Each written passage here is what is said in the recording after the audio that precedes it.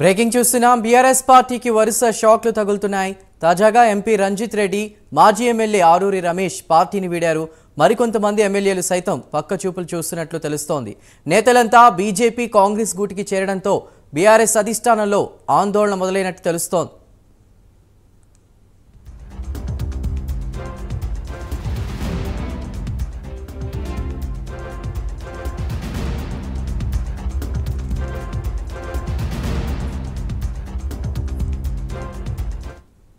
BRS పార్టీకి షాకుల మీద షాకులు తగులుతున్నాయి. తాజాగా ఎంపీ రంజిత్ రెడ్డి, మాజీ ఎమ్మెల్యే ఆరూరి రమేష్ పార్టీని వీడారు.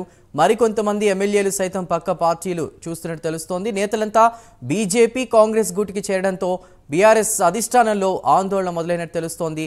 పూర్తి వివరాలు అందించడానికి మా కరెస్పాండెంట్ చందు సిద్ధంగా ఉన్నారు. లైవ్లో చందు.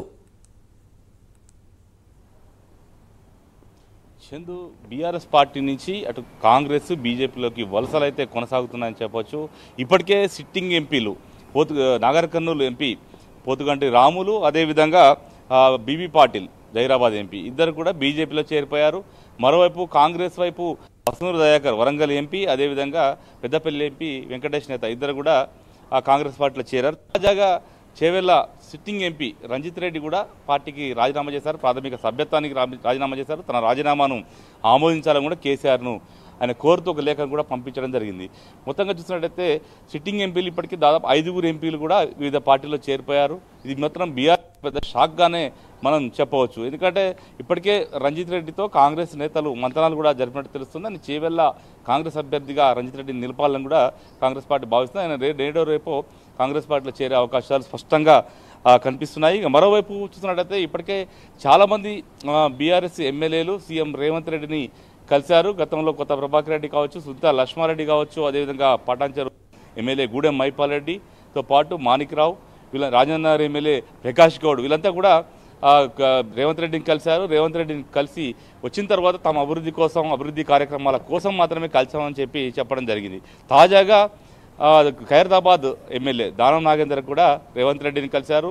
ఆ రేవంత్ రెడ్డిని కలవడంతో పాటు మంత్రులు బట్టి విక్రమార్క, ఉత్తమ్ కుమార్ రెడ్డి, అదేవిధంగా కాంగ్రెస్ పార్టీ వ్యవహారాల ఇన్ఛార్జ్ దీపాదాస్ మున్షిన్తో కలిసినటువంటి ఫోటో కూడా బయటకు వచ్చింది. ఆయనతో కూడా ఇప్పటికే మంత్రాలు కాంగ్రెస్ పార్టీ పూర్తయింది తెలుసు. ఆయన కూడా త్వరలోనే అస్తంగూటికి చేరే అవకాశాలు ఉన్నట్టు కూడా తెలుస్తుంది. ఆయన అనుచరులు ఇదే కూడా చెప్తా ఉన్నారు. గత కొంత నాగేందర్ కూడా పార్టీ కార్యక్రమాలు దూరంగా ఉంటూ వస్తున్నారు. ఇటీవల ఎల్ఆర్ఎస్ మీద పార్టీ ఆందోళనకు పిలుపునిచ్చింది. ఆ పిలుపునిచ్చిన క్రమంలో ఖైరతాబాద్ నియోజకవర్గంలో దానం నాగేందర్ ఆధ్వర్యంలో ఎలాంటి ఆందోళన అయితే చేయలేదు. మరోవైపు తాజాగా కవితను ఈడీ అధికారులు అరెస్టు చేసి తీసుకెళ్తున్న సమయంలో హైదరాబాద్ సంబంధించినటువంటి నేతలు కొంతమంది అక్కడికి వచ్చినప్పటికీ దానం నాగేందర్ అయితే అటెండ్ కాలేదు. ముఖ్యంగా తలసాని శ్రీనివాస యాదవ్ వచ్చారు, అదేవిధంగా మాగంటి గోపీనాథ్ కూడా అక్కడికి వచ్చారు, సంఘీభావం తెలిపారు. కానీ దానం నాగేందర్ కానీ ఆయన అనుచరులు కానీ ఎవరు కూడా అక్కడికి వచ్చిన పరిస్థితి లేదు. దీన్ని బట్టి ఖచ్చితంగా దానం నాగేందర్ కూడా పార్టీ మారుతారని ప్రచారం అయితే చాలా జోరుగా సాగుతుంది. ఆయన ఎప్పుడు చేరుతారనేది మాత్రం మరికొద్ది రోజులు తెలియదంటూ కూడా ఆయన అనుచరులు చెబుతున్న పరిస్థితి కనిపిస్తోంది.